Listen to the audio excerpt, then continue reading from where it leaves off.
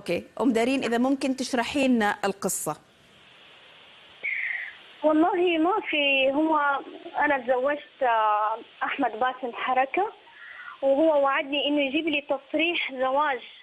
فأنا أقنعت الوالد ما كان أصلا راضي إني أنا أتزوجه، وقلت له أقنعته إنه هو جاب التصريح وإنه. فالوالد قال لي خلاص أتزوجك هو، لكن بشرط إنه لا يدخل عليك. فأنا قلت للوالد إني موافقة، وهو بعدين جاب لي أوراق إنه على أساس جاب لي التصريح، لكن الأوراق طلعت مزورة. الأوراق حاليا هي معايا، أوراق مزورة. نعم. وأنا 4 سنين على عنف أسري معاه، ضرب عنف أسري، وقذف نية من أهله، من أهل طليقي، قذف وعنف أسري. نعم. 4 سنين.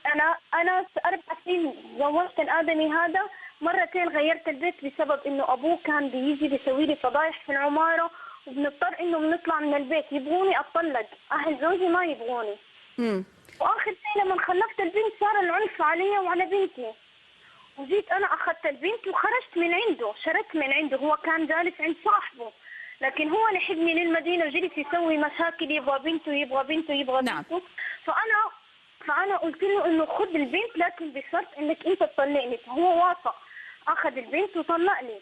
لما خرج من البيت يتصل على الوالد يقول له هذا الطلاق لم يقع لأن أنتم أجبرتوني، هذا الطلاق لم يقع لأنكم أجبرتوني. نعم. فهذا اللي صار. وبعدها أرسل لك الفيديوهات.